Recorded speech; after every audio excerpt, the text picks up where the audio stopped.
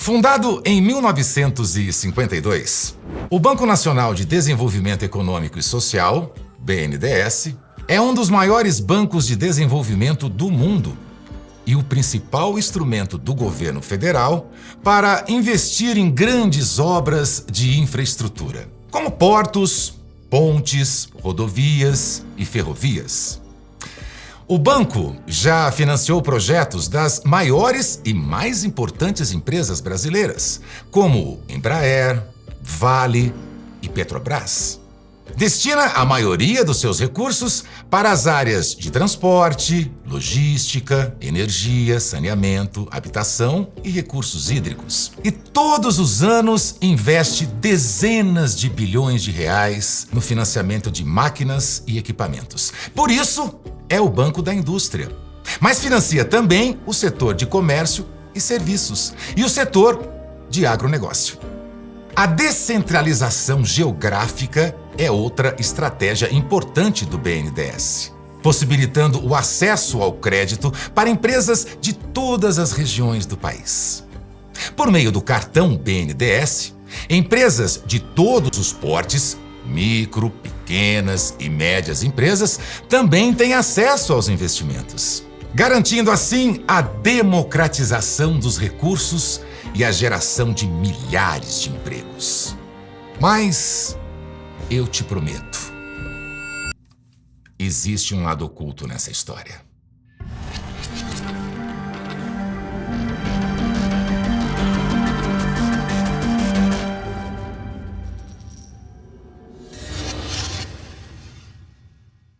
Mas antes de eu te apresentar o lado oculto do BNDES, eu quero te convidar para entender uma outra história. Sobre uma ideologia que está presente na vida de todos, inclusive da sua, queira você ou não: o comunismo. Um tema um tanto controverso, eu confesso. Mas eu te prometo, existe uma forma honesta e profunda de você conhecer essa história. Por meio do novo épico da Brasil Paralelo, História do Comunismo, uma série com 6 episódios, que promete ser a maior produção audiovisual já feita sobre esse tema, onde você encontrará os maiores especialistas do mundo quando o assunto é comunismo. E hoje você pode assinar a Brasil Paralelo e garantir acesso a todos os episódios com 50% de desconto. E garantir acesso a todos os episódios dessa série, além das outras produções originais BP e um catálogo de filmes selecionados. Basta clicar no link da descrição desse vídeo ou ler o QR Code que está aparecendo na tela e garantir seu acesso com 50% de desconto. Mas esse desconto encerra em breve. Aproveite!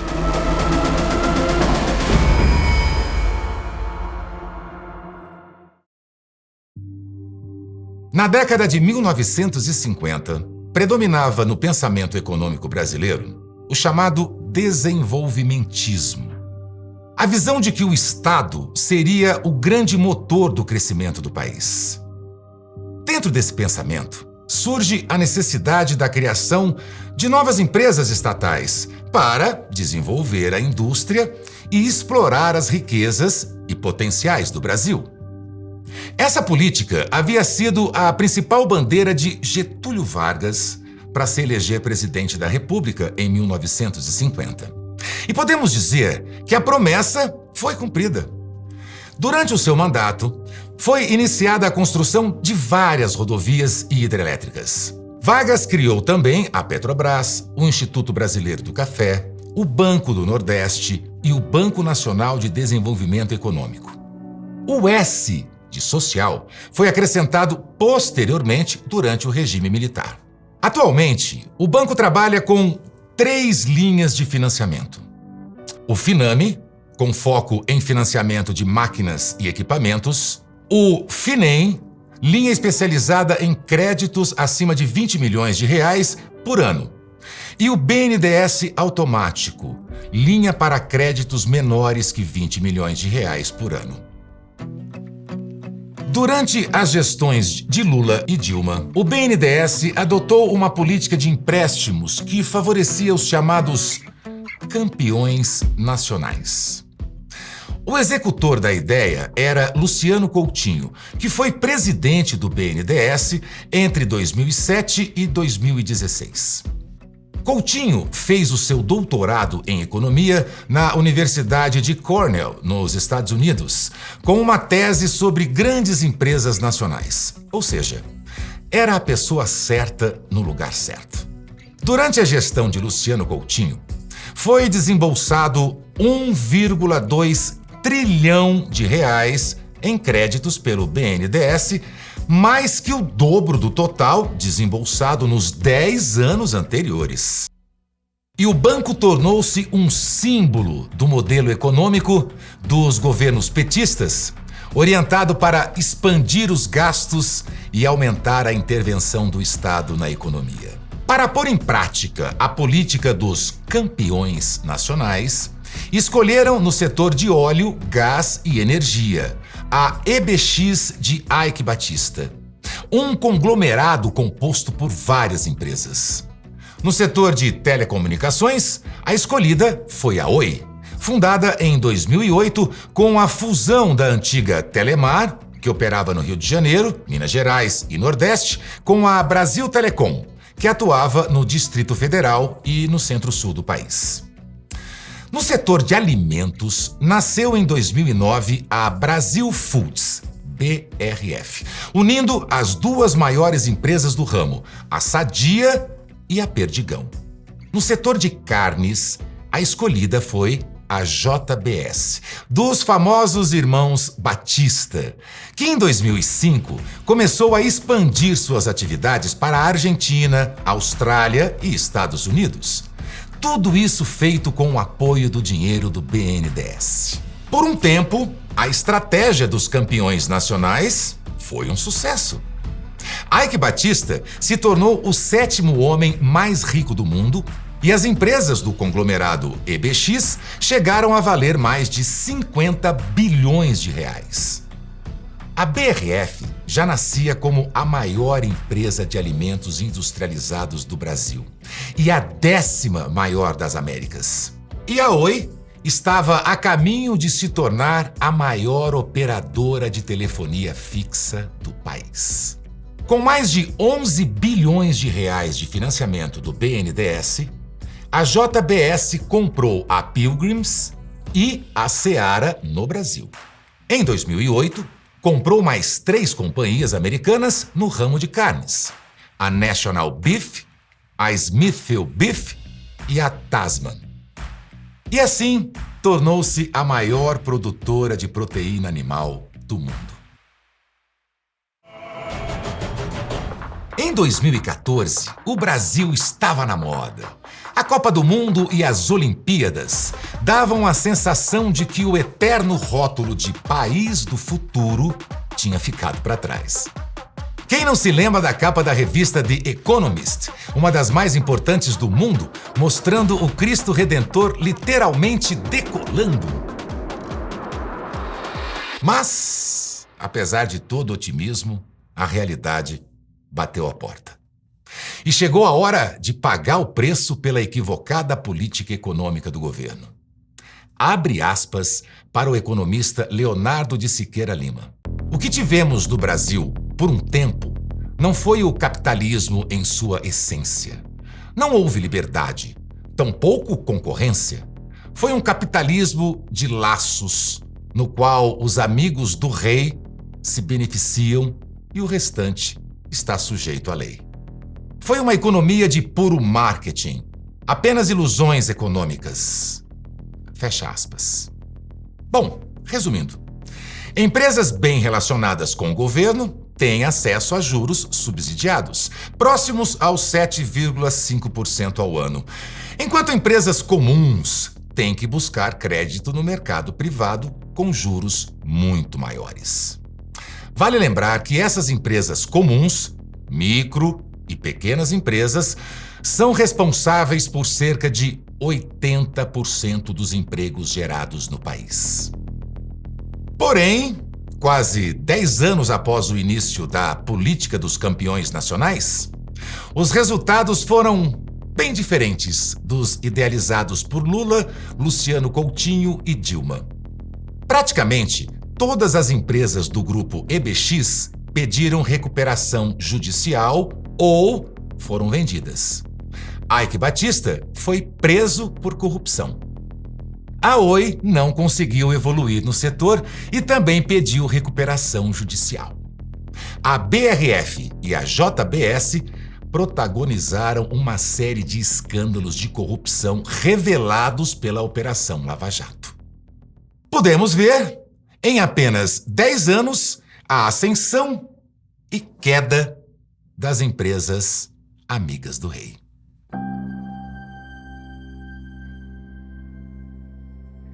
O BNDES também foi protagonista em outros grandes escândalos quando serviu como principal plataforma de financiamento das obras do PAC. Abre aspas. Lançado em janeiro de 2007, o PAC tem como objetivos acelerar o crescimento econômico, aumentar o emprego e melhorar as condições de vida da população brasileira. Fecha aspas.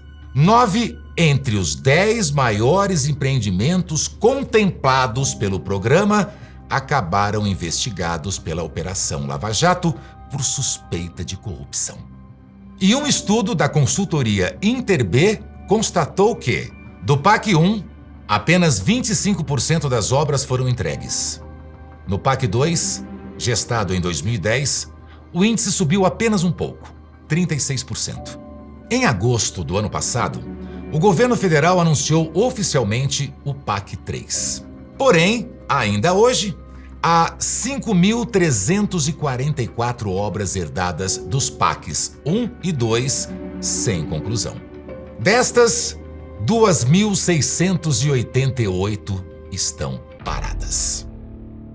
E apesar da maioria das obras não ter sido concluída, os valores gastos surpreendem. Segundo o Ministério do Planejamento, a previsão de investimento na primeira fase do programa foi de 500 bilhões de reais para um período de 2007 a 2010. Uma segunda etapa do programa, o PAC 2, foi anunciada em 2011 pela presidente Dilma Rousseff. A quantidade a ser investida na segunda fase do projeto estava prevista em 955 bilhões de reais até 2014. Casos emblemáticos como a usina nuclear Angra 3, a usina hidrelétrica de Belo Monte e o complexo petroquímico do Rio de Janeiro viraram símbolos do descaso com o dinheiro público e da ineficiência do PAC. Mesmo quem tem pouca memória vai se lembrar que os tais planos de aceleração do crescimento, PAC, foram, na verdade, planos de gastança de dinheiro público que deixaram milhares de obras inacabadas por todo o país e prejuízos bilionários para o BNDES e a Petrobras, por exemplo. Teve também o Complexo Petroquímico do Rio de Janeiro, o Comperj, lançado com estardalhaço em 2008 para gerar 200 mil empregos. O complexo nunca refinou uma gota de petróleo, mas teve um custo de corrupção, segundo o TCU, de 9,6 bilhões de reais. O Supremo Tribunal Federal decidiu hoje que o BNDES, o Banco Nacional de Desenvolvimento Econômico e Social, é obrigado a enviar ao Tribunal de Contas da União todas as informações relativas a empréstimos concedidos a empresas privadas. O banco enviou alguns dados, mas disse que não poderia repassar todas as informações, porque elas são protegidas pelo sigilo bancário previsto na Constituição. Venezuela, Cuba e Moçambique acumulam dívidas de mais de 2 bilhões de reais em empréstimos concedidos no Brasil pelo BNDES. O dinheiro foi liberado pelo BNDES para financiar obras de infraestrutura na Venezuela, Cuba e Moçambique. Os contratos, estimados hoje em quase 14 bilhões de reais, foram assinados durante os governos dos ex-presidentes Lula e Dilma Rousseff. As parcelas das dívidas em atraso somam 2 bilhões e 300 milhões de reais, segundo reportagem do jornal O Estado de São Paulo, informação confirmada pelo banco ao Jornal Nacional. Essas operações funcionam da seguinte maneira: o BNDES desembolsa recursos no Brasil em reais para a empresa brasileira responsável pela obra ou pela exportação de bens e serviços ao país estrangeiro. Quem paga o financiamento com juros em dólares é o país que ganhou o empréstimo. A Venezuela recebeu dinheiro para construir uma usina, um estaleiro e o metrô de Caracas. Cuba modernizou o porto de Mariel e Moçambique investiu no aeroporto e numa hidrelétrica. As obras nesses países foram realizadas pelas construtoras Odebrecht e Andrade Gutierrez, que confessaram participar de esquemas de corrupção no Brasil na Operação Lava Jato. Moçambique começou a atrasar as parcelas em 2016 e já deve 456 milhões de reais em valores atualizados. Cuba, 232 milhões. A Venezuela tem a maior dívida, 1 bilhão e 600 milhões de reais. O BNDES libera empréstimos a juros subsidiados para empresas escolhidas a dedo. Essas empresas se tornam protagonistas de grandes obras do país e movimentam bilhões de reais. E depois retribuem o favor com doações milionárias para as campanhas do partido. Assim, dinheiro do Estado, do pagador de impostos, é usado para manter um mesmo grupo político no poder. Normalmente isso acontece o seguinte, se combina o ilícito, se combina o ato lá de corrupção com o político, com o poder público, lá o dirigente do poder público, e daí para frente se procede o pagamento. Os pagamentos são feitos das mais diversas maneiras, seja nota fiscal fria, seja dinheiro, caixa 2, seja até mesmo doação política oficial. Nós fizemos doação oficial de uns 400 milhões e pagamos mais uns 100 milhões em nota fiscal fria. O governo petista teria recebido propina da Odebrecht para financiar as campanhas do partido. O valor, na verdade, não foi de pronto 40 milhões. Pelos e-mails se percebe que o valor começou com 30, depois chegou-se a vetar 50 e acabou se fechando em 40 milhões. E que depois eu fui ao Palocci e negociei com ele uma redução desse valor. E teve uma reunião que eu me lembro, que foi uma reunião bastante longa, que foi discutida a questão das arenas, foi da Copa do Mundo, que aí sim, nessa reunião teve o Luciano e o Palocci. Tá? Isso foi no primeiro semestre de 2011. O ministro Palocci, na época da Casa Civil, e o Luciano Coutinho. A Lava Jato estragou tudo. Evidente que a Lava Jato não estava nos planos. Por isso que eu disse, não tem mais relevância nenhuma. Porque o plano era perfeito, mas não combinaram com os russos. Isso é que ficou tumultuado. A Lava Jato revelou o quê? Eu disse isso. Pelas contas agora do novo orçamento da Petrobras, 6,8 bilhões destinaram-se à propina. Se um terço disso foi para o partido tem algo em torno de 2 bilhões de reais de caixa. Era fácil disputar a eleição com isso. A campanha da presidente Dilma custou 350 milhões. Por isso que eu disse, eles têm dinheiro para disputar a eleição até 2038. Era uma forma fácil de se eternizar no poder. Tudo isso nos leva para a seguinte pergunta. Afinal, para que serve o BNDES?